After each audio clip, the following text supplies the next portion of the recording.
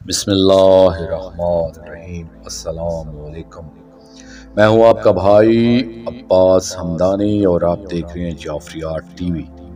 آج کا ہمارا موضوع سخن ہے بیعت۔ دوستو، اس دور میں ہم دیکھتے ہیں کہ عام پیر فقیر بھی بیعت لیتے نظر آتے ہیں۔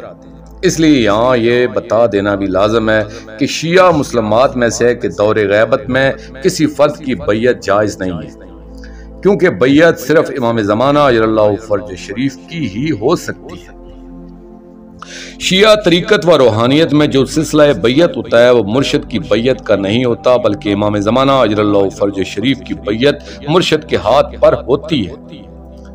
عام شیعوں کے لیے حکم یہ ہے کہ وہ روزانہ اپنے امام زمانہ اجل اللہ فرج شریف کی بیعت ضرور کریں، اور اس کا طریقہ یہ ہے کہ اپنے دائیں ہاتھ کو اپنے امام زمانہ اجل اللہ فرج شریف کا دست مبارک قرار دیں اور اپنے بائیں ہاتھ کو اپنا ہاتھ قرار دیں، پھر اپنے دائیں ہاتھ کو بائیں ہاتھ پر رکھیں اور کہیں اللہم ھذا بیعت لہ فی انکہ الی یوم القیامت، یعنی اے اللہ، یہ میں اپنے امام زمانہ اجل اللہ فرج شریف کی بیعت کر رہا ہوں، اور یہ بیعت میری گردن میں قیامت تک کے لیے ہے۔ عمومی طور پر جو بیعت ہوتی ہے، اس میں بیعت لینے والے کا ہاتھ نیچے ہوتا ہے، مگر جب کوئی امام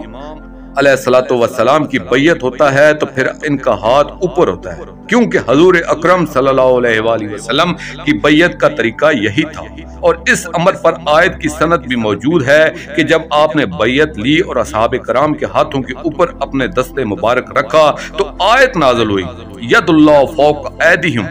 یعنی ان کے ہاتھ کے اوپر اللہ کے حبیب صلی اللہ علیہ وآلہ وسلم کا دست مبارک نہ تھا، بلکہ ان کے ہاتھوں کے اوپر اللہ کا دست مبارک تھا۔ یعنی اگر انسان کو مرشد عطا نہیں ہوا تو بھی بیعت لازم ہے، کیونکہ حدیث میں ہے کہ جس کی ایک رات بھی بیعت امام زمانہ اجل اللہ فرج شریف سے خالی گزری وہ جہالت کی موت مر گیا۔ اگر انسان کو امام زمانہ اجل اللہ فرج شریف مرشد کامل عطا فرماتے ہیں تو پھر اپنے ہاتھ کو امام زمانہ اجل اللہ فرج شریف کا ہاتھ قرار دینے کی ضرورت نہیں ہے، بلکہ مرشد کامل کے دست مبارک کو امام زمانہ اجل اللہ فرج شریف کا دست مبارک قرار دیں اور یہی فکرہ ادا کر کے بیعت کریں اللہم ھذا بیعت لہ فی انکہ الی یوم القیامت۔ دوستو، جو شخص اس دور میں اپنی بیعت لیتا ہے وہ خود بھی گمراہ ہے اور دوسروں کو بھی ہلاکت میں ڈال رہا ہے۔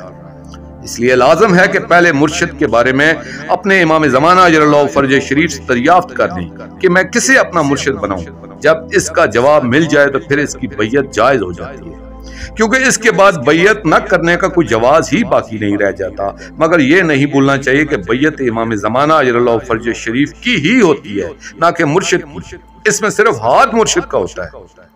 اب یہاں یہ سوال پیدا ہوتا ہے کہ آخر بیعت کیوں لازم ہے؟ اس کا جواب یہ ہے کہ جب تک انسان اپنے امام زمانہ اجل اللہ فرج شریف سے منسلک نہیں ہوتا، اس وقت تک اس کا اپنے امام زمانہ اجل اللہ فرج شریف کے روحانی فیوز سے انسلاک نہیں ہوتا۔ اس کی عموماً یہ مثال دی جاتی ہے کہ آپ ایک ریل گاڑی کو دیکھیں کہ اس کی بوگیوں کو انجن کھینچتا ہے، مگر صرف ان بوگیوں کو کھینچتا ہے کہ جن کا اس کے ساتھ ہک لگا ہوا ہوتا ہے۔ اس کا سلسلہ آپ دیکھیں کہ انجن سے ایک بوگی کا ہک لگا ہوا ہوتا ہے، پھر دوسری بوگی کا انجن سے نہیں بلکہ پہلی بوگی کے ساتھ ہک لگا ہوا ہوتا ہے۔ اس طرح ایک قطار بن جاتی ہے۔ یہاں بھی اسی طرح ہمیں اپنے مرشد پاک کے ساتھ اپنا ہک لگانا پڑتا ہے، تب ہمیں امام زمانہ اجل اللہ فرج شریف کھینچیں گے۔ بصورت دیگر ہم ان کی روحانیاتی کشش اور کھچاؤ کے عمل سے منسلک نہ ہو سکیں گے، لیکن یہ نہیں بھولنا چاہیے کہ ہمارا حق تو مرشد سے لگے گا، مگر فیوز روحانی امام زمانہ اجل اللہ فرج شریف ہی سے ملیں گے۔ دوستو، آخر میں شکریہ ادا کروں گا اپنے مرشد کریم سید محمد جعفر الزمان نقوی البخاری سرکار دامت اللہ تعالیٰ کا۔ یہ مضمون میں نے ان کی کتاب اسرار الابدیات عملی روحانیات سے پیش کیا ہے، اور آخر میں اپنے پاک شہنشاہ کی بارگاہ میں دعا کریں گے اللہ جل یا ولی المظلومین، یا مرشد العباد، یا امان الخائفین، اجر اللہ تعالیٰ فرجہ،